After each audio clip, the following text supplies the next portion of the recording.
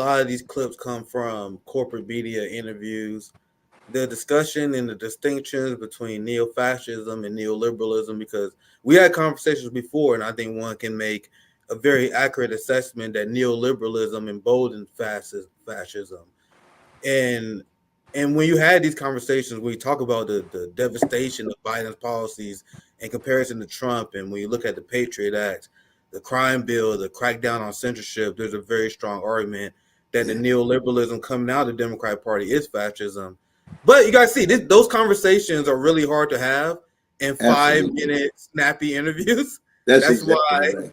That's and I think that's exactly one of the right. things that hurts you, because you say these things. You say Trump is a fascist, and people are like, "Oh, you think Biden's not fascist?" I'm like, I don't think he said that, but it's hard to clarify during those quick Right. 5 minute interviews. Like, it's better to have long form conversations, and that kind of leads to this next question that's similar to a similar topic to what we were talking about, because I think the Trump movement is a class war on the working class people. Uh, the Trump movement is deeply unserious. You had Trump that gave pardons to war criminals. I mean, Absolutely. barbaric people. Like, I apologize, but you can look it up. I forgot the name of the guy, which is my fault. But one of the guys who Trump pardoned was caught literally slaughtering an entire family and people, including their children, and Trump pardoned. So it's very hard for Wow. me to have sympathy for people who support a guy who pardoned war criminals. It's very hard for me to have sympathy for people who support someone who tried to overthrow the democratically elected state of Venezuela, a guy who vetoed ending the genocide in Yemen. So there are a lot of people who want to coddle Trump supporters. I don't believe we should coddle them at all. But to the question to you, Dr. Cornell West, how do you convince people? Because I make the argument, despite how hard I go against Trump, that Biden presents a very similar evil to Trump. I claim that Joe Biden is the most anti-black politician in the modern era when you look at his policies. But with that said, how can you convince people, considering how bad Trump is and his war on the LGBTQ community, for example, that it is worth leaving the Democratic Party to support you? Because if anyone, and this is what Holly Hawkins' biggest sin was, his biggest issue, where there can't be any illusions that the Democratic Party is worth supporting over the Republican Party, because why would they support you then? So my question: how do you convince the people who have Trump derangement syndrome, right? How do you convince those people to support you if if if the belief is that Trump is so dangerous? So what is your pitch to those people in general? I know that was a very long way of asking that, but what are your pitch to those people who's just terrified of Trump? And we're gonna get to Bernie and the progressives soon, because they are people who principles were destroyed by Trump derangement syndrome. But Dr. Cornell West, how will you take that on? Yeah, I do hear you. I mean, one is that not just the corporate media, but the corporate duopoly and the two-party system has tremendous influence in how our fellow citizens view American politics. They just do, from both the media as well as the history. And so the basic common denominator is there is no alternative to the two-party system. Yeah. That's what people are hearing. That's the drumbeat, day in, day out, year in, year out, decade in, decade out. And that's very real. And you just have to come to terms with that. We can call it false consciousness in the language of Marxists like Lukács, or you can call it ideological containment, or whatever language that you have. That's very, very real. And we have to show people that, in fact, an independent, radical politics is credible, can gain traction, and can expose the lies and the crimes that are shot through the corporate media and its discourse to justify the corporate duopoly. And they don't want that. That's why we try to get access to the ballots and you need the levels of impediments just to get on the ballot. And both parties come together to push back. And they push it back not just against Greens, but libertarians and other parties as well, you see. So it's clear that they're not committed to democracy. I mean, it's interesting. The Democratic Party says they want to save democracy, but they don't want to be democratic internally. They don't want to be democratic horizontally to other parties. They don't want rank choice voting. They don't want proportional representation. They don't want to eliminate the electoral college. So they're not really committed to any kind of deep democracy at all. They're committed to themselves and how they define a democracy that hides the oligarchy at home and hides the imperial policies abroad. And the only way you do that is not to run a candidate. And this is something I keep coming back to. You see that my candidacy is just this ripple in a river of a great movement of great people who are critical of empire and capitalism and white supremacy and male supremacy. And it just spilling over into electoral politics. So it looks so strange and alien. It's almost like Franz Kafka's Gregor Samsa, who wakes up transformed into this monstrous vermin. People look at you like, oh my God, you're so alien and strange, using this language of anti-imperialism and language of Wall Street greed and Silicon greed tied to so many poor and working people not gaining access to decent housing, decent education, decent protection in terms of safety in their communities and so forth. But no, that's what movements look like when they spill over into electoral politics. Revolutionary movements. And revolutionary movements are about what? Sharing of power. We want poor people and working people to have power.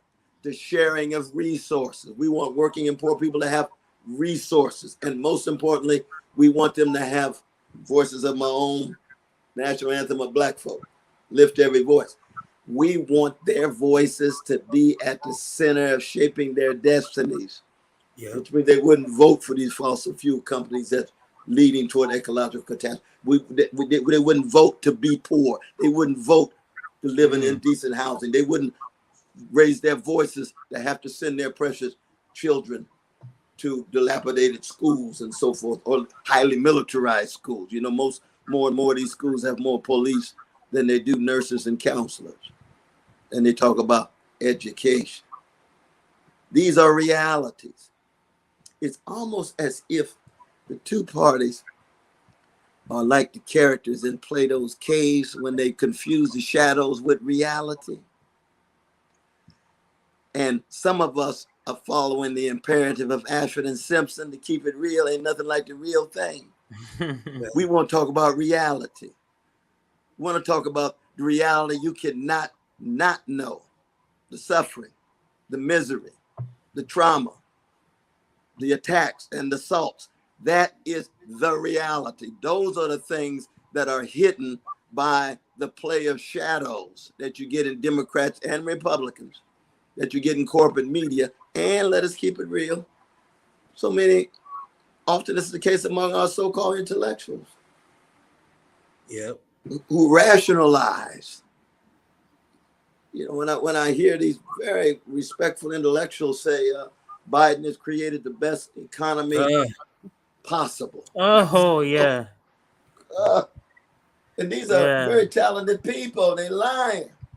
What? So it sounds like so this is a perfect segue, Dr. West. And I know Nick, you're gonna, but I do want to get to that. But go ahead, because I know you have a little setup. Yeah, I actually have a quick follow up, CJ. I apologize. I'll pass it right to you, CJ. But I have a quick follow up to the question because I love that you speak it out against the two-party duopoly, because I see the amount of Black support that is leaving Jim Crow Joe. And that obviously makes me happy, right? Less Black people voting for Jim Crow Joe. But there are people that be so close.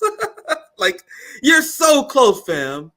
Because if you leave and you stop supporting Jim Crow Joe, just to turn around to support Donald Trump, literally nothing was accomplished in that exchange. So now let's talk about our brothers. Let's talk about our people, Dr. West. Yes. How do we, even the people who are leaving the plantation, I know a lot of people get upset when we use that language, but that way it is. It's a Democratic Party plantation. So you have some black people who see through Joe Biden, but now you also see some black people falling for Donald Trump. They see him as a gangster, OG, because he had his mugshot. So the question, how do we convince our people to leave this two-party duopoly system? Some people almost there. They leaving Biden. But if you go to Trump, you wasted your time. But I know that I want you to expound on that, and I'll pass CJ. I know CJ have another segment. Do you have any thoughts on this new trend of black people becoming more, or some? I think it's more of the Gen X boomer black voters are shifting to become more Republican minded. What will you say to them, and what will your pitch be to people to just leave both parties in general? Right, exactly. No, I mean, one, I think you said it with great clarity that you don't want to shift from one to the other. I think we have to start with the profound sense of desperation that black people feel. And I begin with myself. Anytime I talk about black folk, I ain't talking about something external. You know what I mean? I'm talking about me. I feel desperate. I've been feeling desperate since I was 12 years old. Had any political consciousness given all of the hell and high water that black people and poor people have been catching. I'm desperate. And when you're desperate, you got to watch yourself because you could be blinded. The splinter in your eye, you see. So that because the Democratic Party is the main party in town now, and when you're desperate, the knee-jerk reaction is to go to the other party, which is an alternative, because you've been told there's not any other alternative.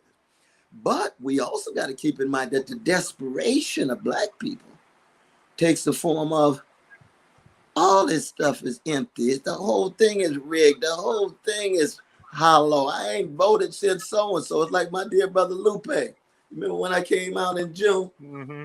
And Lupe is my brother. We worked together. He's come to my classes at Princeton on many occasions. And he said, this is my first time voting. This is my last time voting. I said, Lupe never told me that before. You know, I spent a good time with him. He said, I ain't thinking about these people. I ain't thinking about this system. It's so rotten to the core. That's what a lot of black people feel. So they're not going to Trump. They're not going to Biden. They just staying at home. They may support local candidates or something else. And I can understand that. I'm just saying, there is an alternative of some people, not just one candidate. I'm just one voice among others. See, I'm in a jazz band. You know, Duke Ellington don't show up by himself. He got the band with it. Yep. Mary Lou Williams don't show up by herself. She got her band with her. I'll never show up by myself. Even Teddy Pendergrass, he need the band. He need Keith and them on the drums, you know. And Luther need his background. Everybody talk about Luther. Ain't no Luther without Lisa. Fisher. Everybody need their band together. You need a community. All of us showing up together. That's how we show up. Now, we might have a particular voice of a solo role, but in the end, the solo ain't nothing against the backdrop of the songs and the voices that are being raised so that your solo is more effective. Because it ain't about the soloist, it's about the song affecting the souls of the people so they can stand up and fight and see and straighten their backs up. That's how we affect them. And that's what we did in Mississippi, Rankin County. You don't see the historical thing. First time any white police have been convicted and they got their own guilty plea. Never in the history of Mississippi is that the case. I salute Brother Malik and Brother Malik Shabazz and Trent Walker for pushing that through, and Brother Kareem and Sister Priscilla and Brother Coach Aaron Campbell right there in Gut Bucket, Mississippi, with all of its greatness and with all of its oppression. Very important. Had to be done together. You know, one organization. No, it was a unified group that took place there, and that's why I was so very blessed to be there. And that was the first time, as you all know, in this campaign. It wasn't the launching of the campaign because I went there to serve the people. I went there as an invitee. I didn't go there with, this is all about me. I want to rally. No. That's on other side of town. Go listen to Lawrence Welk if you want that. Something else is happening on this side of town. It's James Brown with Maceo. It's James Brown with Jabbo. It's James Brown with Bootsy. It's James Brown with Clyde Stubblefield and the drummer song. James Brown ain't nothing without the drummer song. He can't play the drummer song himself. He needs Clyde to play that drummer song. But James Brown is still the genius that he is. That's the model. Now, I ain't no James Brown. Y'all know that. I'm lucky to be Eddie Kendricks. But I'm glad to be part of the band. I'm glad to be in the choir of a great people. And it's the spiritual and the moral greatness. It's political courage. I see it in both of y'all. And if I were to ask for your autobiography, ask for your memoir, and see your mama in you, your daddy in you, your uncles in you, the great folks from CLR, James Du Bois and James Baldwin and Toni Morrison, all up in you, you'd be saying the same thing I'm saying, right? This is a collective thing of a tradition of struggle. And we want to keep it alive. We want to embody it. We want to enact it. We want people to never forget what people did so that we could be at this Biden Trump moment. And as you know, we live it in real time. Biden himself might not even be the candidate. Trump himself might even be the candidate. Yeah.